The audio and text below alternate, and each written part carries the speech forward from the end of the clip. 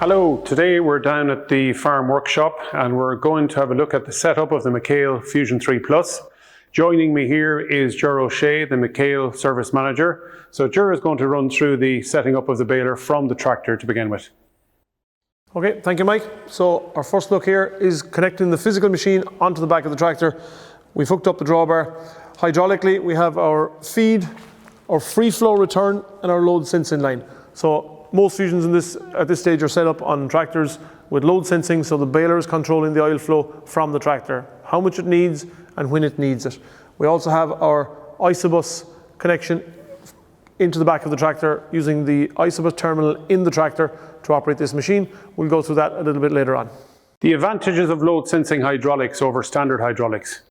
Well, the advantages are simple. Take a Fusion, for example, it only needs a certain amount of oil to do each job.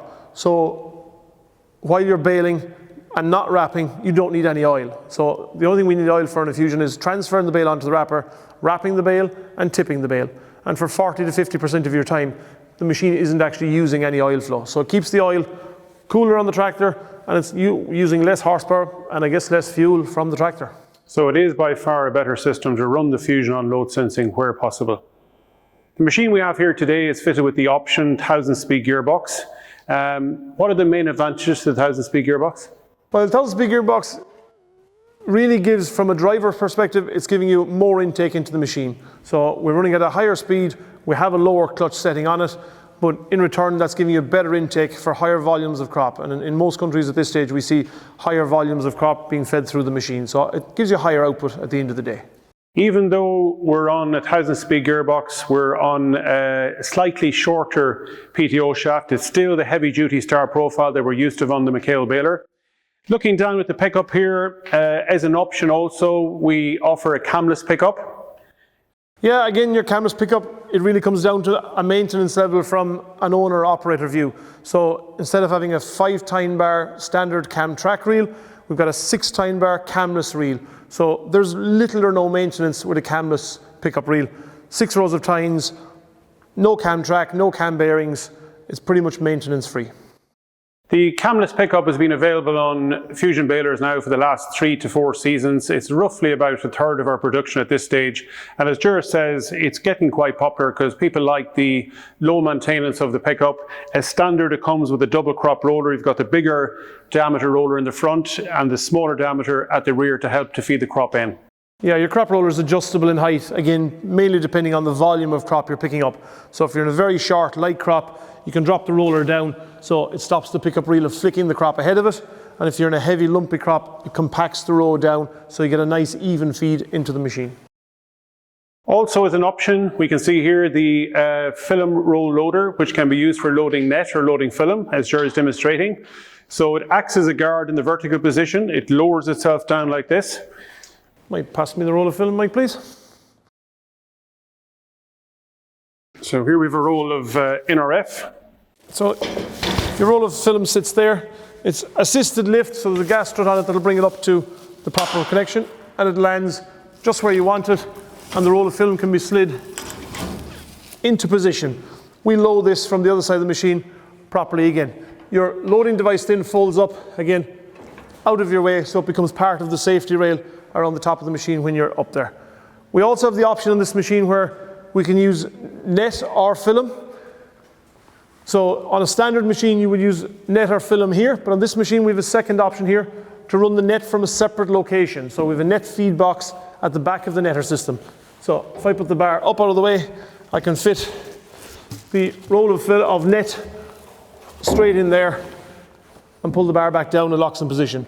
We'll feed those through afterwards and have a look at how they're fed and how you swap from NRF back to net and vice versa. This is a fantastic option on the machine. So as a customer is operating, he can swap from NRF to net without changing the rolls. He leaves them in the position that they feed from, where they stretch from, and you just can pick your net or pick your film depending on the product that you're baling.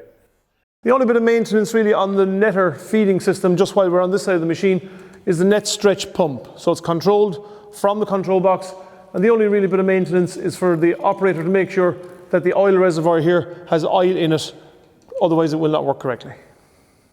One nice feature that they've added to the Fusion balers is the adjuster on the duplex chain. So as you've seen us talking about earlier about keeping the duplex chain tight where possible after so many thousand bales, on this particular machine, Ger?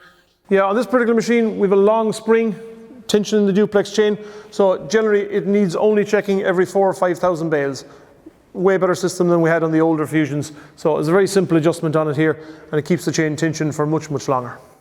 The hydraulic valve chest we're looking at here operates both the baler and the wrapper, so it's all operated from the one valve chest. On top, you've got the manual override, which is quite useful when cleaning or maintaining your baler.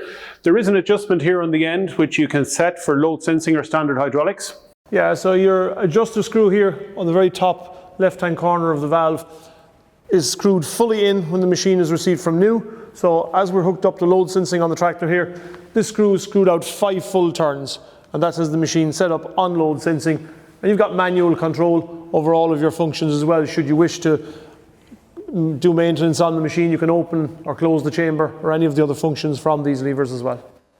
Looking just down below here, we're looking at the springs that carry the pickup when it's in its working position. As we spoke about earlier on the other balers, there is a setting on these springs. Yeah, the springs here on the hydraulic cylinder gives your pickup reel a little bit of float when you're traveling in undulating ground conditions. So the spring is held in place with a circlip. So if you wanted your pickup reel to travel down a little more or to be a little bit lighter on the ground in very rough conditions, you can tighten up the spring to make the pickup reel a little bit lighter. This particular machine we're looking at is the Fusion 3 Plus, and just above the valve chest sits the ECU. So that's where it is, just under that little panel above the valve chest itself. Looking down along the side of the machine, we've got storage here for 5 rolls of wrap. It's got the new latching system, which makes it a little bit easier for loading and unloading. The machine we're looking at today is on the larger wheel, which is the 650 option. Things that we look at here as regards wheels daily, maybe wheel studs. Generally, wheel studs and tyre pressure will be maintaining. Again, depending on your conditions, but wheel studs in particular, it's a daily check to make sure they're all set correctly. On this side of the machine, the only other thing that you would look at from a maintenance point of view is everywhere you have a hydraulic cylinder or a pivot point on the machine, such as the top door hinge, there's a grease nipple on all those pivot points. Again, they're daily greased throughout the machine. Mikhail started building the Fusion 3 in 2013, and one of the distinctive features on the Fusion 3 was a large twin skin paneling, which we're looking at on the outside. The advantage of that is that a lot of the loose grass material on the baler falls cleanly to the floor, so there's no build-up on the machine. After a busy day's work, a recommendation would be to maybe...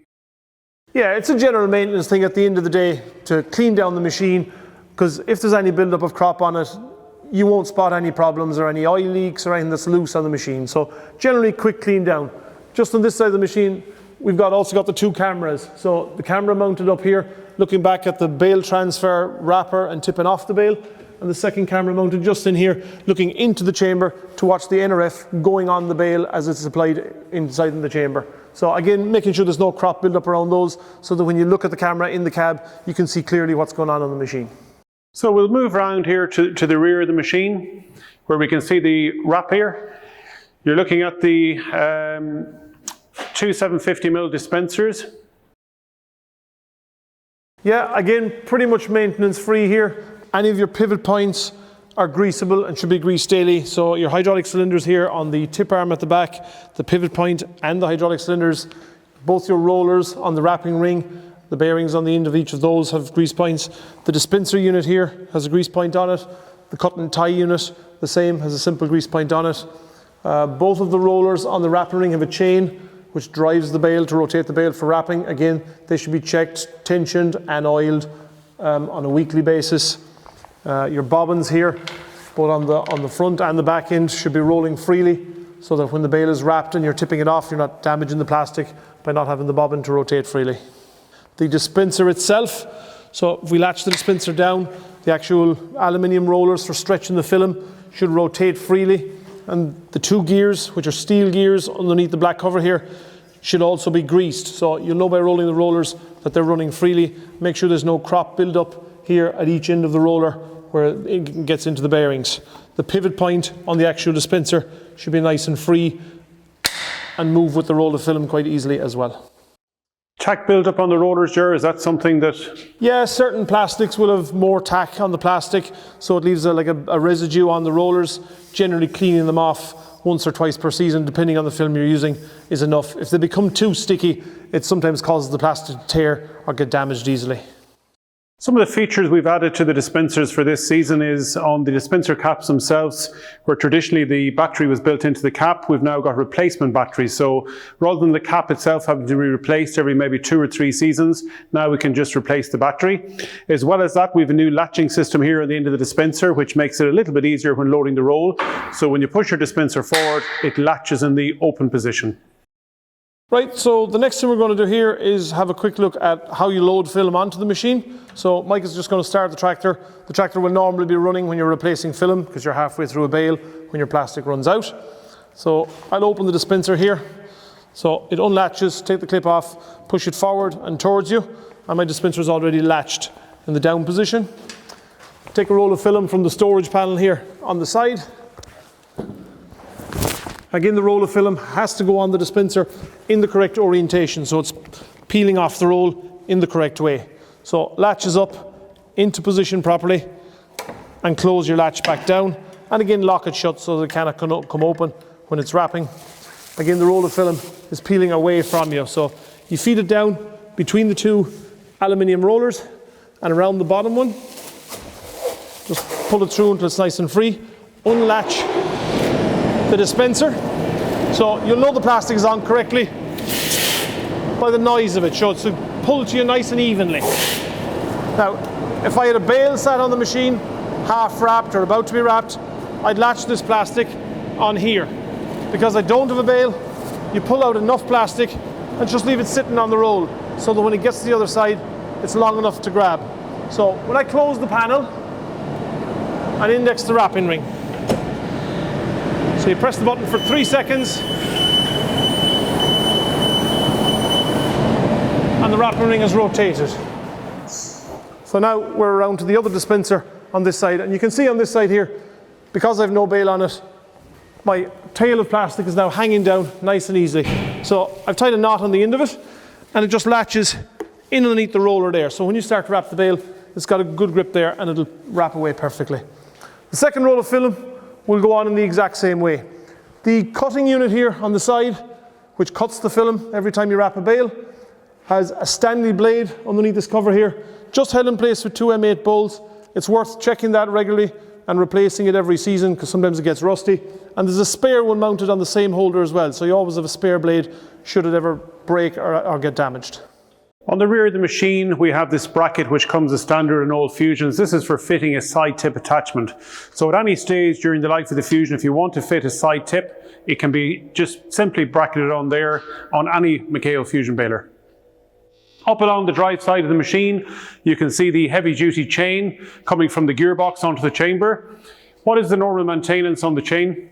Normal maintenance on chains is a stretch of 3%, and this will vary from country to country, crop to crop. Obviously the amount of oil, the quality of oil that's going on the chains at any one time, and the pressure the machine is under, how many bales it does, what density the machine is running at, and how long the machine is running per bale or per season. So it'll vary quite a bit from country to country, crop to crop. So the general understanding is 3% is the maximum stretch on any chain.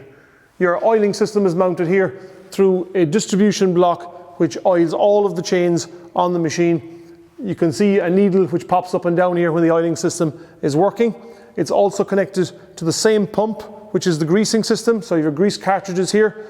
You get a reminder in the control box every 300 bales to replace the cartridge of grease. Again, the grease cartridge system goes through a distribution block similar to this on the other side of the machine, which greases all of the rollers, the bearings on the end of the rollers in the chamber. So that's 18 rollers.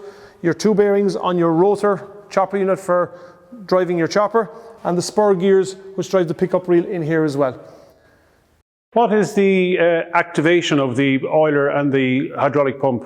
Yeah, so if you wanted to check the oiler greaser system to make sure it was working, on the other side of the machine where we had the manual levers on the main valve, the rear tip for tipping off the bale up is that activates the oiler system, and the cut and tie for grabbing the plastic activates the greasing system. So if you go to the main valve and you pull back tip up, cut and tie open, back tip up, cut and tie open, you're activating greaser, oiler, greaser, oiler. So it's very easy to see the needle on your distribution block then popping up and down for your oil on this side, and the same distribution block is on the other side of the machine for the greaser.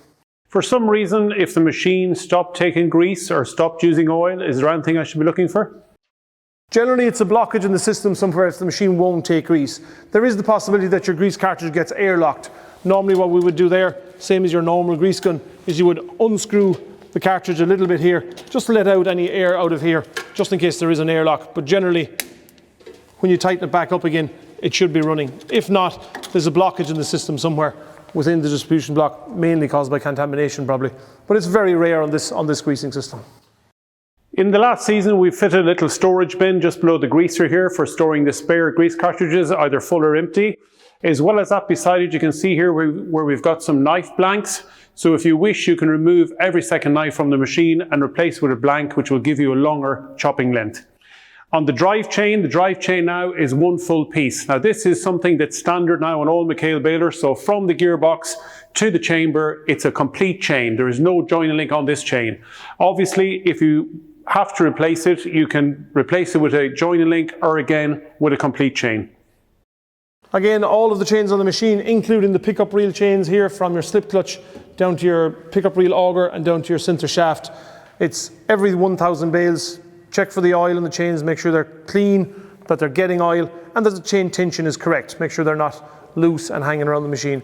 Any loose chains will cause problems on the machine, in particularly blocking. If you have a loose chain, it can cause the machine to block a lot easier. But just above the pickup there, you can see the little black toolbox, which contains some spares as standard from the factory. The little spares include joining link for each chain on the machine. You've got roll pins there for protection on your knives, which Gerald will talk about. And then you've got the little rubber flap, which is on the Fusion Plus, which guides the film into the chamber as it starts off. This is something that may need replacing maybe after 15,000 bales, where it can wear back to about 50%, and we would recommend change, and a spare one comes as standard with each machine. Yeah, so that's fitting inside in the chamber. It just helps the film follow around the bale so it doesn't come out between the rollers. On the roll pins for the knives, again, there are two types of protection on the knives. Hydraulic protection, which allows the knife to move back if you're taking in big lumps of crop or any foreign object. And your secondary protection is the roll pin. So it will physically break the roll pin if the knife gets hit by something that's not going to move out of the way, a solid object or whatever. So again, that's a standard feature that's been on McHale balers for a lot of years. But as you may know, we've moved into the adaptive intake on the pickup now. We've also got the movement on the drop floor. So it does help the baler swallow the crop much better and much easier. Yeah, so around at this side of the machine, we're back to loading some film and swapping from film over to net. So here we're going to load the roll of film onto the machine. So it just rolls into the lifter unit here for dropping it into position, nice and gently. We can open up the stretch unit here on the front. You've got two adjuster plates here, one on each side that you can move left and right just to keep the roll of film in a central position. You take the film and just go directly around the rubber roller. Now the roll of film has to be rotating in the correct direction. So normally what we say is the roll of film is peeling towards you. So it feeds around the rubber roller, drop the roller into position, and the plastic pulls nice and freely towards you. Feed it underneath that bar, drop that down out of the way so I can stand up here on the top step. Again, the film pulls very easily to you. So here, if you have a loose end on the film, there's a blade mounted just here for cutting the film. So it leaves you with a nice, clean, tidy finish to it. Pull it up through, put it over both aluminium rollers, down between the two black rollers here, which are your gathering unit, and down into your two feed rollers here, which you can roll together by hand. Now those will feed it down into the chamber when needed. If you were fitting a roll of net into this position, it would be the exact same. The orientation of the roll around the rubber roller, straight up to here, except we don't use the gathering unit. So if I were to remove these, I've got a clip here, so I can pull out the roll of film, and you would feed the net directly in here. What we're going to do now is we're going to put the roll of net on this machine. So I'm going to remove the roll of plastic, and we've got the extra net feed box on this machine. So without moving the roll of net, I can use net quite simply. So I just roll up the plastic out of the way. The stretch of the film will vary depending on manufacturer. Yeah, the stretch of the film, depending on the thickness of the film and the manufacturer, it's adjusted from the control box anywhere from 0 to 40%, but most films are 15, 20, maybe 25%. 20 micron would be most common, maybe in the thickness of the film. Yeah, the film ranges from generally 16 micron to 20 micron, and probably for new users on the machine, we would probably recommend the 20 micron as being the easier film to use. So I can remove my roll of film completely out of the way. Close this bar down easily. So the roll of net is sitting at the back here, up against the steel roller. So very simply, pull up the tail of the roll of net. Again, it's got to be rolling in the correct orientation according to the stickers here on the front. Feed it underneath the rubber roller, underneath the steel roller here. So pull the net through and then pull this lever into position, which engages the roller underneath the roll of net and straight up to your feed unit on top. So we bypass all this gathering unit and feed the net directly down between the two feed rollers here on top. Again, the net can be stretched, can be adjusted from the cab. The net stretch is the same as the film. It's done through the net stretch pump here on the side. Normally we'd stretch the net somewhere between 5 and 10%. So with that, we're pretty much ready to go. One thing I've noticed, Ger, from time to time, when you fit a fusion baler to a tractor, occasionally you get some pressure in the pipes. Yeah, that's quite common. The return line mainly, even though we've connected to a free flow return on the tractor, which is always vital, we do have a button here, which is a release button. So when you unhitch the baler from the tractor and it's parked up for some time, pressure can build up from many of the different functions on the machine. So when you go to connect the return, there's always a little bit of pressure in it. So just for safety reasons, we've got a button here, you press it in and it dumps any little bit of pressure that's on that return line off the return line. It goes to one of the chains on the machine, so it's being used, and it allows you to fit the free flow return nice and easily without having to disconnect any of the hydraulic fittings. It's a safety feature on the machine, and like anything, safety is priority on every machine. So again, your PTO shaft guard, all of your chain guards, the side panels, they're all safety features on the machine, so make sure they're working correctly and they're doing what they should do. The last rule of thumb is do not get out of the tractor without having the key in your hand. You've control of the machine when you have the key in your hand only. And always be aware of people around you, whether they're farmers or customers or people in and around the machine when you're operating. Just be aware of your surroundings. So Ger is going to take you through the control box now in the cab and the different settings on the controller, and I'll head back to the field and I'll see you there. Okay, so here we are with the Fusion 3 Plus machine hooked up to the tractor and linked to the Isobus control within the tractor. You can see here I've got the implement control on the screen. I've also got the two cameras on the back of the screen, which I can increase here in size. So we can look at camera 1 there, which is the tipping off or the wrapping of the bale at the back. And camera 2 is looking in at the chamber where the NRF goes on to the bale. If I reduce those and click on my implement control, so it brings you into the Fusion control panel as you would normally expect to see. You've got manual control over all the functions. You've got automatic control over certain functions while the machine is working. So you can rewrap a bale if you wish to. You have auto cut for the plastic if you needed to cut the plastic for any reason on the wrapper. You have a index button, which is the button for rotating the ring a half rotation. You can do it from the machine at the back, as we said, or you can do it from here. You've got the auto tip button if you wish to tip off a bale at any particular stage. I've got the net button if I wish to feed net or plastic into the chamber where a bale where you haven't enough crop to maybe finish a bale. I can cut that plastic. I can operate my knives from here. So this is a selectable knife machine. You can see we've got A and B on the screen here. So I can choose either my set of A or B knives, so 12, 13, or the full 25 where it says A and B together. And you can see both sets of knives here appearing on the bottom of the screen. My drop floor button here, where you drop the floor down if you get a blockage on the machine. She'll fully automatically put the floor down, and when the blockage goes through, it'll automatically bring the floor back up again. Any of the other functions that you would wish to change while you're using the machine are on the top screen of the screen here. So on screen 1, I've got my bale count here. If I click on it, it'll show my bale count. You can increase or decrease this if you've had to rebale a bale or change the bale count for any reason. I can change my plastic settings, so the amount of plastic or net I'm putting on the machine, the stretch that it's set up for. So at the moment we're set up at 15% stretch, so you can change that. And the time delay between when the plastic is fed into the chamber and when you stop. So if you need more time to physically stop the machine before the plastic feeds in, you can change your time delay there in seconds to 2 or 3 or 4 seconds or 5 or whatever. My knives function, so I have an auto knives function on the machine as well, where the knives are up while you're making the bale, and just at the end of the bale it will put the knives down so the outside layer of the bale is not chopped. There's many reasons for doing this, but a lot of guys will use it when they remove the plastic from the bale.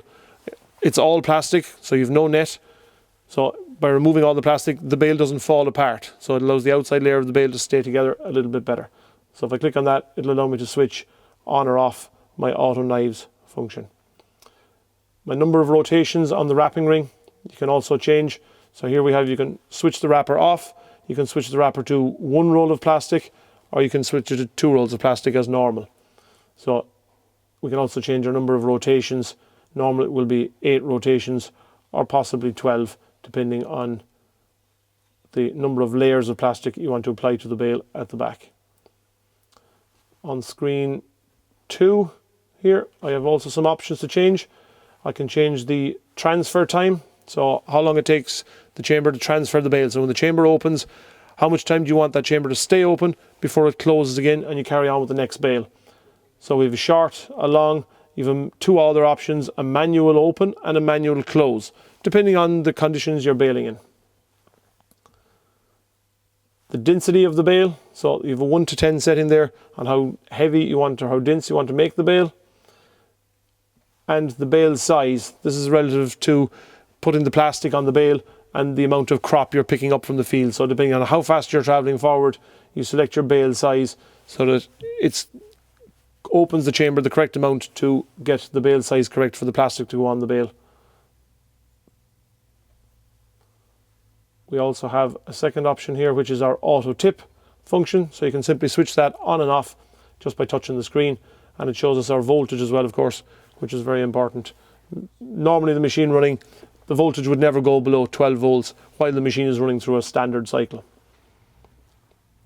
I have a third option here, which is my pause and play screen, which allows you to pause or hold a function for a particular reason. So if I didn't want to feed in the net or the plastic into the chamber, I can pause it from going in. So if I want to pack in that last few meters of crop at the end of the field, I can pause the plastic or net from going in. I can pause the transfer cycle. If you're in a particular part of the field where you don't want the bale to transfer onto the wrapper, you can pause that. You can pause the wrapping cycle. If for some reason you don't want the wrapper to start, you can pause that. And the tip function at the back, if you've got auto tip turned on where the machine will tip the bale automatically, you can also pause that function by pressing that as well. All my other options within the control box are in the menu structure here. So here we have the machine setup. So you can again choose your auto tip on or off. You can, same as the main screen setting, you can adjust your wrapper to 1 roll of plastic, switch the wrapper off completely for baling drier crops, or switch the wrapper to normal use where the 2 rolls of plastic are working. The oil going to the chains is a setting from 1 to 10, so we can adjust that up or down depending on the conditions you're working on. The number of rotations of the wrapping ring at the back, so at the moment we're set on 12 rotations, which is 6 layers of film. The bale density, same as the adjustment on the main screen, you can adjust it from 1 to 10. And your bale size, again, you can adjust this from 1 to 10 depending on your forward speed and the volume of crop you're picking up. I go down to my next screen on that. So in this menu here we have our additive applicator, which you can switch on or off. So this is a power supply on the machine itself where you can plug in your additive applicator. It will switch off automatically for netting and bale transfer, and then switch back on again once you start to bale.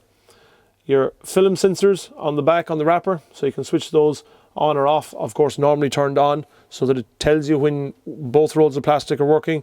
It gives you the warning when 1 roll of plastic is empty, and the machine automatically stops to tell you that both rolls of plastic have finished. These three options here allow you to change the speed of the tip arm at the back. They're usually used with a machine when we have a side tip on the back. So we can control the speed of the arm at the back going down, how long it stays at the bottom, and how quickly it returns back up to the top again. So you can control the bale tipping onto its end using the side tip, depending on the weight of the bale and how heavy it is and the ground conditions you're physically working in. So on this one, we've got our knife pressure warning. So our knife pressure warning is set at 1, 2, or 3. So it's 3 different pressure settings for the knives, depending on the type of crop you're baling and the conditions you're baling in. So it's generally 35, 45, and 50 bar pressure. So setting 1 is a lower pressure if you've a heavier crop or a stemmier crop, or a stony conditions where you want to protect your knives more. And setting 3 then is 55 bar pressure, where you have the maximum pressure on your knives to get a good chop.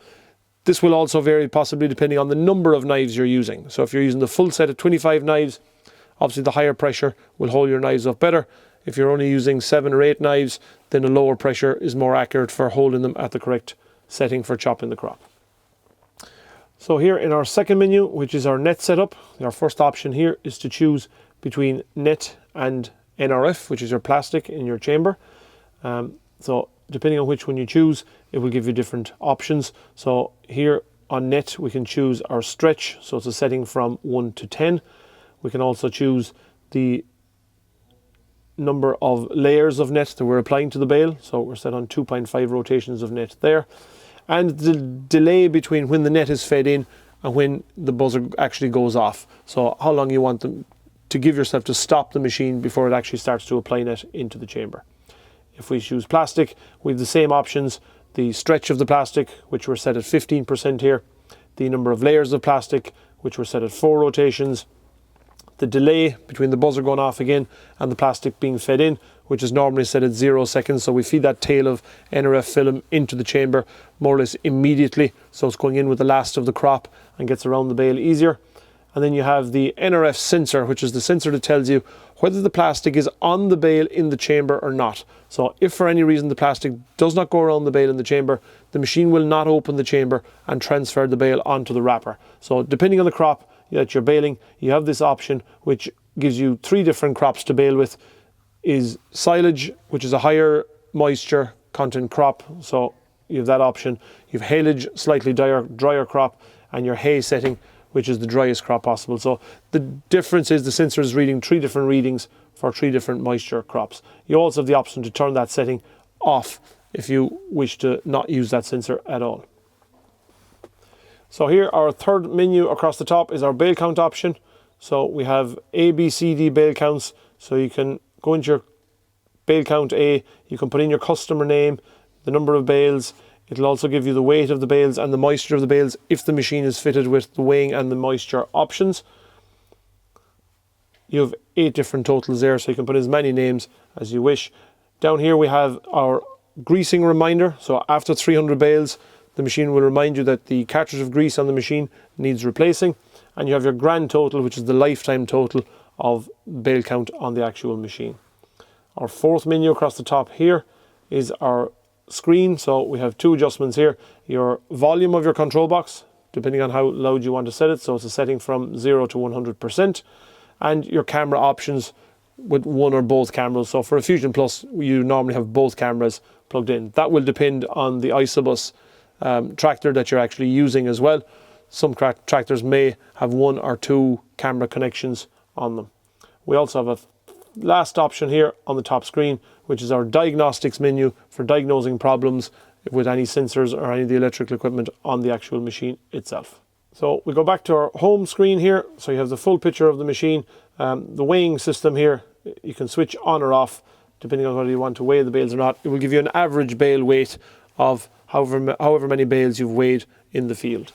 So this is the Isobus screen on this particular tractor. Now we're going to have a look at the ISOCAN unit that comes on a standard Fusion 3 Plus. So here we are in the tractor cab again with the ISOCAN iTouch screen that comes as standard on the Fusion 3 Plus.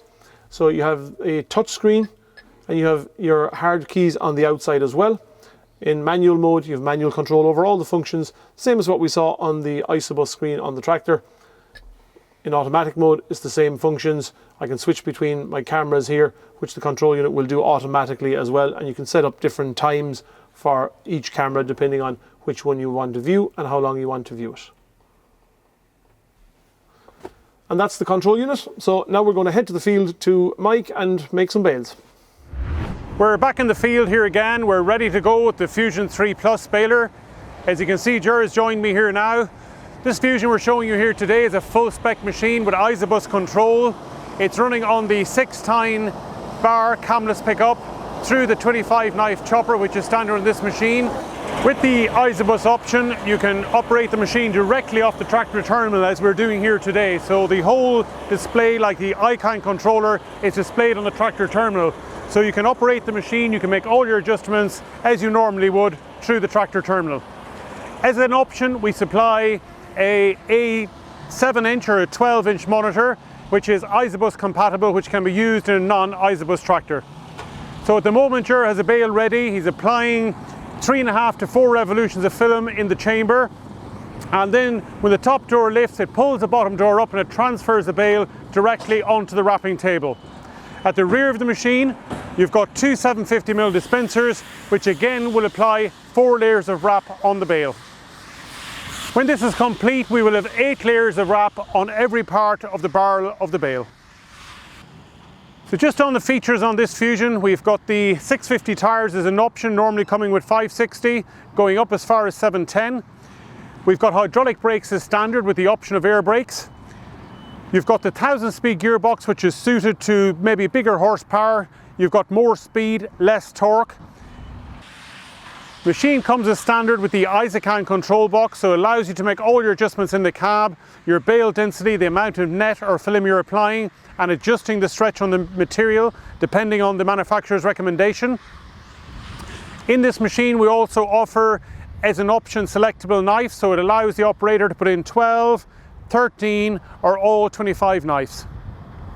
Drop down floor and blocking is standard on all McHale balers, as is automatic oiling, and on these chopper balers we have automatic greasing as well.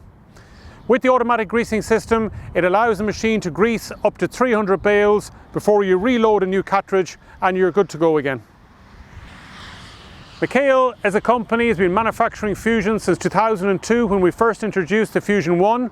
That machine ran its way to 2008 when we introduced the Fusion 2, and in 2013 we introduced the Fusion 3 that you see working here today. Within the Fusion 3 range we've got 3 models, starting with the standard Fusion 3. Then we've got the Fusion 3 Pro, which is a net machine also, but it's got a lot of the features of the Fusion 3 Plus. And the machine we're looking at here coming up the row is the Fusion 3 Plus, which is our top-end machine, which can apply film or net to the outside of the bale. So as you can see here from the front, the film is dispensing into the chamber full width. So again, it's applying the 3.5, 4 revolutions to the outside of the bale. It's cut clean on the standard net knife, and then the bale is transferred quickly and simply onto the wrapping table. So it allows the driver to continue baling while he's wrapping. The Fusion baler is renowned worldwide. It's a very simple, easy machine to use, capable of baling all types of crops. Very compact in design and operates extremely well on the single axle with the large diameter wheels. So that completes the setup of all our McHale product here at the factory. I hope you found it beneficial, and thank you very much for your time.